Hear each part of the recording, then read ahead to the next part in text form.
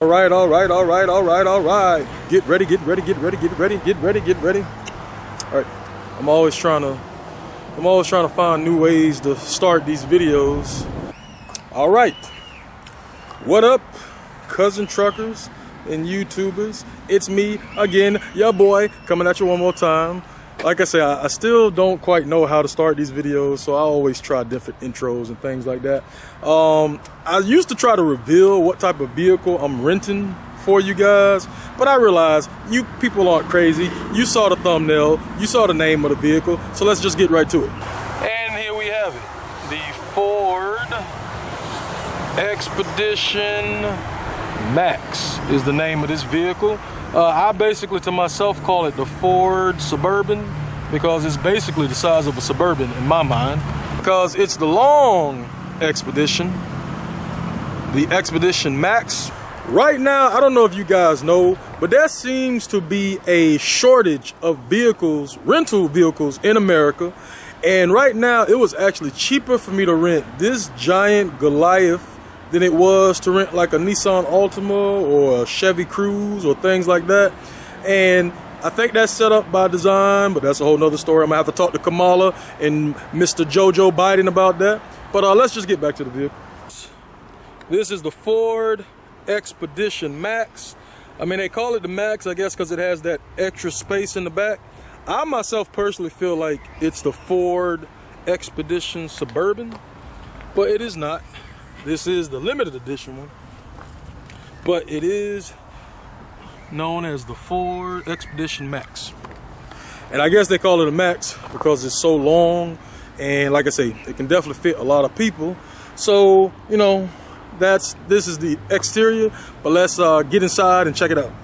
So yeah, the one thing I will say about these vehicles that I sometimes am nervous about is when you open up this door, the little drop bar thing falls down, a little side step drops down, and I myself am always nervous about things like that because I personally feel like it's only a matter of time before it stops working or a matter of time before it gets stuck.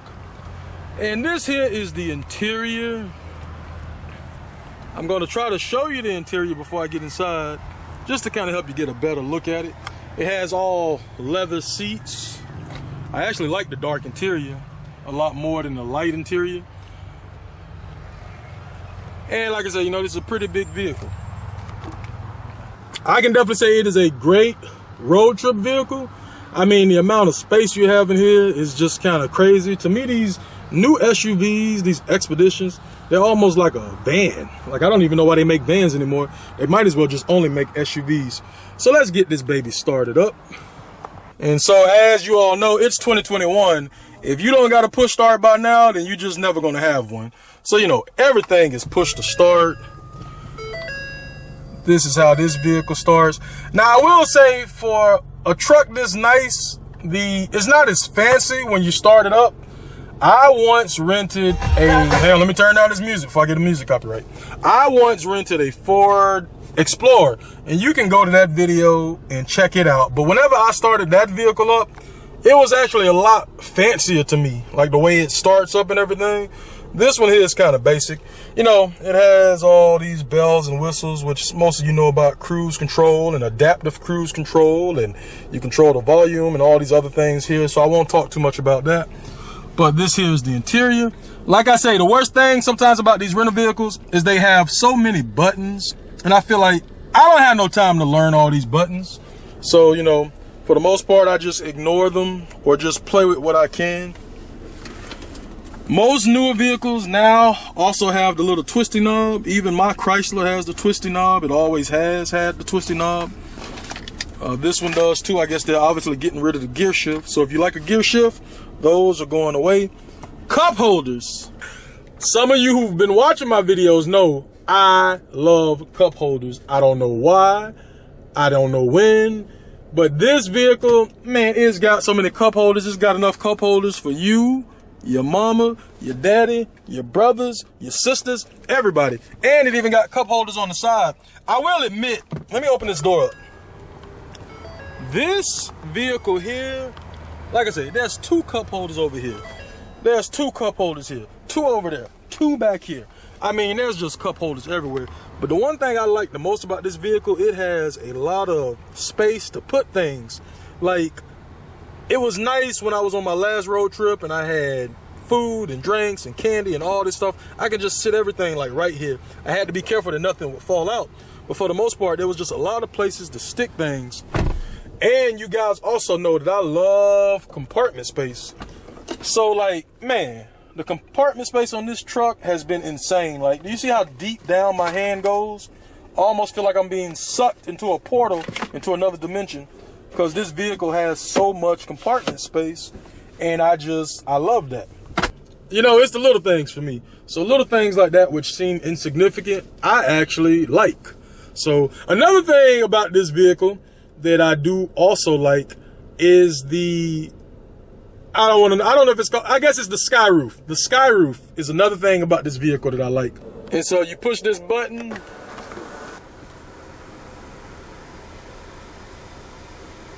and there you have it. You know, it takes the sheet off of the sky roof, I guess you could say, but it's not finished yet, because you push it a second time and it goes even further, where the backseat passengers also have the ability to look out the sky roof. And for me, I really love that feature on a lot of these cars. It was the same way with the Chrysler 300 I rented one time. It's like I always, when I was a kid, wished that there was a, you know, that I can see through the roof in the back. And I'm kind of glad that, you know, in 2021 and 2020, even 2019, they decided to make this a thing. And it actually makes the vehicle feel a little bit more elegant and a little bit nicer, you know. Little things like that. And so it's the little things for me. It's like the little things that are most important. But as I said before, man, this vehicle just has so much space, so much compartment space, and it's been one of the best features about it that I've liked so far. Now, before I go to the back seat, let's check some things out. You know, this is all the vehicle info. It's always weird because it's so hard to learn some of this stuff. Like I said, most of these are rental vehicles, so it's not like I'm gonna have it for a long time. So a lot of times I'm trying to learn little things about the vehicle. I was trying to get to the gas mileage to let you see what that shows. And yes, right now it says this vehicle is getting 16 miles to the gallon. As you can see, it only has 5,000 miles on it, so it's a pretty new rental vehicle. But it only gets 16 miles to the gallon. And I am here to tell you that is 100% accurate. It probably only gets 13 miles to the gallon because these Fords burn a lot of gas. Ford, I don't know if you out there listening. I don't know if you watch my videos, but y'all got to do something about this fuel economy because it is ridiculous how much gas these vehicles burn. I think that's all the stuff I wanted to talk about up front. So let's now jump into the back seat and check it out.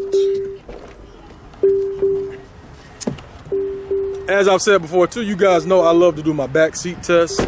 So it's one of those things where it's like, you know, you would expect a vehicle like this to have a lot of space in the back seat. And like I said, every time you open and close the door, the little bar here drops down, which freaks me out sometimes. And of course, like I say, man, this is the Expedition Max. If this piece of crap didn't have enough space in the back seat for a full-size adult, then it would definitely be time for you to take this vehicle back to the shop, because you know you can't make a vehicle this big. You can't make a vehicle this big and not have enough room for a full-size man like myself. And you know, there's controllers back here that, you know, control the AC, control the volume. They got all type of adapters for the kids and for your passengers. They also have, if I can open this up, that one was almost stuck. But they also got, like, you know, the little house plug where you can plug your laptop in and things like that. I'm not sure. Oh, this is a clock or something. This is turned off, so I wasn't sure what that was. But that appears to be just a clock. See, they also have another adapter down here, which I didn't realize that. I guess obviously because I've been driving the car and not sitting in the passenger seat. And so I will say, like, this interior is pretty nice. It's pretty comfortable. Like, man, like I said, man, this is definitely the perfect road trip vehicle. And it fits 2, 5, man. Well, actually, let's try to get into this third row seat and see just how many people could possibly fit back there in the third row. But like I say, I do like the fact that even if you're in the back seat, you have access to look out the sky roof. And I think that's actually kind of cool. And like I say, for me, it's the little things like that that make me really like a vehicle. I'm going to try to get into this third row seat. And I guess you pull this thing here up. That goes down flat. Now, let me try to figure this out. I don't know if I got to pull one more time to lift this part up. Ah, crap. Ford. Please don't tell me I got to crawl over this seat to try to get into the third row seat, because it definitely doesn't seem like this seat lifts up at all. So now I got to try to crawl over this third row seat and not bust my butt on camera. And okay, this part may suck a little bit, and I guess that's why this part here is meant for the kids and for adults that are able to kind of maneuver around. All right, and I made it. I'm back here. I will say, and I'm back here. I once rented a Tahoe and a Yukon, and I remember those vehicles sucked in the third row seat, mainly because I felt like my knees were up to my chest. The vehicle doesn't have that problem, but as you can see, it's not a whole lot of space for a man like myself who's 6'2", 280 pounds. There's not a whole lot of room back here. It's enough room for like a quick little trip, but on a road trip, this would suck bad. I actually had to control myself because I was about to say the wrong word. But yeah, this wouldn't be fun if I was on a road trip and I was stuck sitting back here. I see they got that AC vents here, and you know, you got a light back here, things like that. The normal things, seat belt, all that other safety stuff. Obviously, they would have a seat belt. I mean, why wouldn't they have a seat belt on a vehicle like this? Oh yeah, and man, more cup holders. I mean, this thing just has cup holders and space to put all kind of things. Let me see what this does. I mean, I see this button here. Oh, okay. That's interesting. This button here actually reclines the seat. You can keep it like this to recline it up, or push it like this to recline it back. So that's kind of interesting. I will say reclining the seat back does help a little bit. It makes it a little bit more comfortable. If push came to shove, a person my size could fit in this vehicle and it would be fine. But for the most part, this back here is definitely meant for smaller people and for the kids. All right, so let's try to get from back here and see if we can go even further back into the trunk space. I guess if I push this knob right here, that lifts that up. And wait a minute. Maybe I was doing this wrong the whole time, because I realize now with that one, when I push that, the seat actually just pushes forward like that, which should make it easier for me to get out. So my bad Ford. Maybe I was wrong. Maybe you guys did think of, you know, taller and older people who might have to sit in the third row seat, because I didn't realize it did that. I think on the other side, I lift this part up, and that's why it did that. Hopefully I didn't just break the seat, because that looks extra weird to me now. But okay, no, that's how it works. All right, and that's cool. But now let me go back on this other side and see if it does the same thing. Because maybe that's how it worked. Maybe you're supposed to lift this. Oh yeah, okay. And like I've said before, when you rent vehicles, there's certain things that you just don't know about them. You know, unless you have them for like a week, or, you know, a couple of more than just a weekend. And then you can learn all about the ways to properly work the vehicle. So let's get back here to the trunk. As I've always said, sometimes with these rental vehicles, it's always weird trying to figure out how the heck do I open up this trunk. I know with this one, okay, so this button here actually lifts up, that button lifts up the window in the back. And there's not another button there, but I'm assuming down here, okay, yeah. That button down there lifts up the trunk. And I don't know if you noticed that, but it appears to be a ghost in the vehicle, because I just tried to open up the tailgate and it closed it back. So let me try this one more time.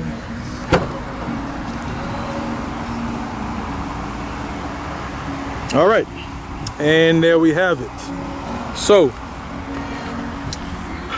this vehicle actually has a lot of space in the back. I'm assuming these buttons right here control the rear seats. Like I say, just a lot of cargo space. This is definitely a good road trip vehicle because it has 3 rows of seats. It's an extended version, so it's a little bit longer. But if you look, you can still fit a lot of stuff back here. So that's why I say this is definitely a great road trip vehicle. Let me see what happens if I try to let these seats down. Okay, that button controls that one. All right, and I guess it will go down. Let's see. Oh, all right, and the other button, if you push that, it controls the second row. So maybe this is left and right. Okay, that's what it is. So that button controls that one there. Oh, but I mistakenly got that stuck. And this one must control the middle one. And this one controls the second left. And this controls that one. And so I would definitely say it looks like if you lay these seats down, you will have a lot of space to carry things, because this is a very, very large vehicle. So you definitely will have a lot of space. I think it's because this thing here is up. That's why that wouldn't go all the way down. But as you can see, if you lay these seats down flat, you actually will have a decent amount of space in this vehicle. You know, everything nowadays on these trucks is automated. So, you know, you just push buttons and things close like that. All right, and there we have it. And so let's just do one last swoop around the vehicle. Like I say, this is the Ford Expedition Max. It's definitely a very big and long truck. The handling, I actually rented this same type of vehicle to go to Atlanta about 3 weeks ago. And I will say the handling on this vehicle, the ride is very, don't get mad at me, Ford, and don't drop my sponsorship for this. But it's not a smooth ride is what I can say. When you get up to about 80, 85 miles per hour, you feel like you're doing 80 or 85 miles per hour. There's other vehicles I rented. Like I rented a Yukon once. I was doing almost 90, couldn't feel it. I had an Impala once, did about 100. Well, I did about 85 and I couldn't feel it. I had a Chrysler 300, I did about 200. I did about 90 and I couldn't feel it. But in this vehicle, when I got up to about 85 miles per hour, I could tell I was doing 85 miles per hour and that I needed to slow down. I have seen some. This one, I think, is the other version, but it has like a halogen lights that go around the outside. This version doesn't have that, but I've seen that on some of these Expeditions and it looks really nice. I mean, to me personally, the grill isn't that fancy.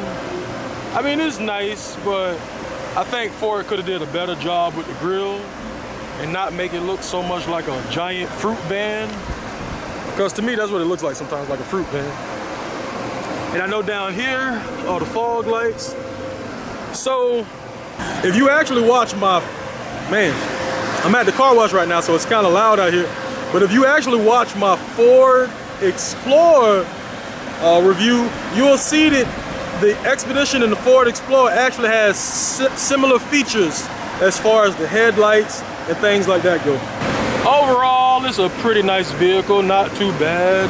Overall, it's a pretty nice vehicle, not too bad. The handling isn't as great as I expected it to be. The gas definitely isn't as great as I expected it to be. But, you know, it'll get the job done. It'll take you where you need to go. And like I say, with the amount of space it has, you can definitely fit at least 7 people and baggage. And you should be able to go throughout this whole entire country. So I'm getting ready to head out because I'm actually driving to Atlanta tomorrow for Octane and Caffeine. I'm not sure when I'm going to post this video, so hopefully you can find that Caffeine and Octane video and check it out. But I just want to once again thank you all for all the support. Thank you for checking out the videos. Thank you for the comments. Thank you for the positive comments. Thank you for the negative comments, because I need those also. And if you have a vehicle out there that you would like Cuzzintruck with his unprofessional unprofessional reviews to review your vehicle, feel free to hit me up, email me, you know, and just let me know. But just keep in mind, I will need to keep the vehicle for a day or two, and I will need to kind of put it on the road and test it out and really see what your vehicle is all about. So Please, as usual, comment, like, subscribe, share, and I'll holler at y'all next time. Peace.